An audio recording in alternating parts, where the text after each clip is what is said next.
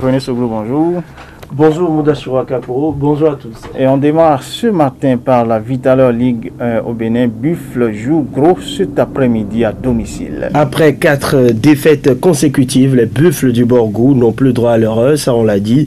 Et vous le savez, le leader du championnat béninois avec 1 point d'avance joue gros donc parce que le Dauphin a une longueur et juste derrière il y a Panthère le troisième. À 2 longueurs, le champion en titre donc peut se faire doubler en cas de contre-performance cet après-midi au stade de Parakou face à Esae. Et à quelques heures de cette rencontre capitale pour les Buffles qui doivent se relancer coûte que coûte, nous avons rencontré le capitaine des visiteurs, Marcel Dandinou d'Esae, qui nous livre ici leurs objectifs par rapport à cette confrontation qui démarre à 16h. C'est vrai qu'ils sont en train de perdre beaucoup de points, alors que nous-mêmes, nous avons besoin de points.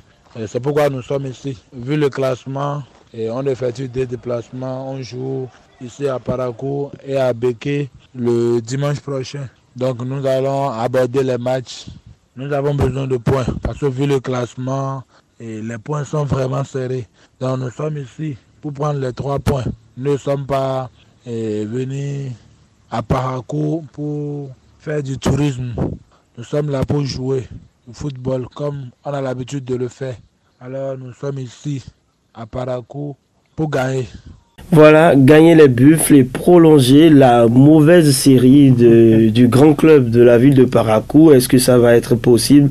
En tout cas, rendez-vous cet après-midi à partir de 16h. Il faut dire que pendant ce temps, sur les autres pelouses, ça joue également dans le pays. Énergie reçoit Béki FC et Panthère ne jouera que demain jeudi en clôture de cette 31e journée face à Aspac. Ce sera au stade René Pleven de Cotonou 2. À noter au niveau des autres affiches au programme Ayema Upi ONM, c'est à mi-sérété. Avant coup, Omnisport joue Tonnerre et Dragon reçoit l'USS Kraké. Asvo sera sur la pelouse de Soleil. En ouverture à 14h, on aura comme affiche Azos JSP et Dynamo d'Abomey va affronter Dynamo d'Abomey. Jacques seront au repos et on les retrouvera au cours de la prochaine journée.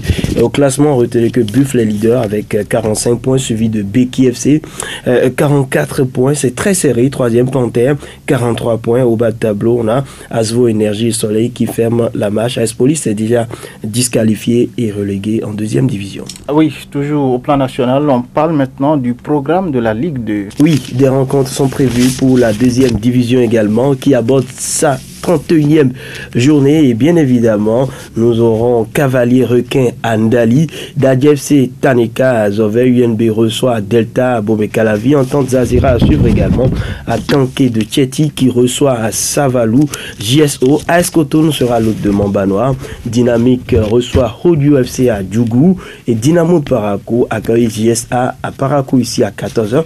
Vous l'avez compris, en levée de rideau donc au match des Buffles du Borgou. À Estado Real Sport de Parakou se disputera mais sous réserve de confirmation à Dogbo. Real Sport justement leader de ce championnat avec 63 points, 3 points d'avance sur son dauphin ou ses dauphins on peut le dire, Espoir de Savalou et Hodio avec 57 points. Dynamo de Parakou au pied du podium, UNB, JSA et JS Ouida 19e ferment respectivement la marche de ce classement. Après les championnats au plan national, on parle maintenant de la CAN Égypte 2019 et on connaît désormais le plan de préparation des écureuils du Bénin.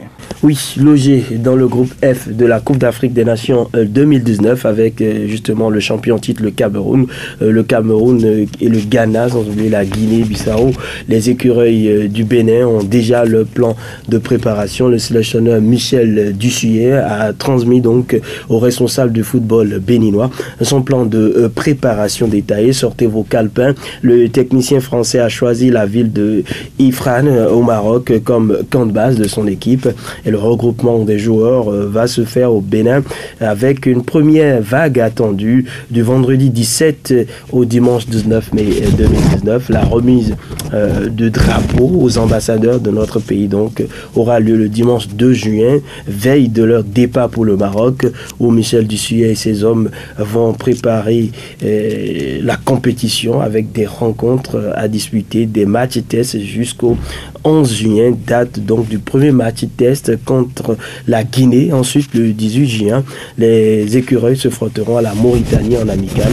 2 jours plus tard, la délégation béninoise va rallier Ismaïli, où l'équipe disputera ses 3 matchs de poule de l'autre côté de l'Égypte. Ah oui, pourtant, j'allais dire de l'autre côté du Nigeria, le sélectionneur a maintenant dévoilé la liste de ces 25 joueurs. Oui, une liste de 25 joueurs a réduit plus tard, puisque de retour à la CAN après avoir justement manqué les 2 précédentes éditions, le Nigeria affrontera la Guinée, Madagascar, le Burundi dans le groupe B. En prévision à cette échéance, le sélectionneur des Super Eagles, Guy Otro, a dévoilé hier mardi donc une liste restreinte, on peut dire, composée de 25 joueurs et de 4 réservistes, ce qui signifie que 2 éléments seront recalés du groupe avant la CAN pour arriver à 23, et comme prévu, on note le retour du capitaine John Obi Mikel et la présence des têtes d'affiche en difficulté en club comme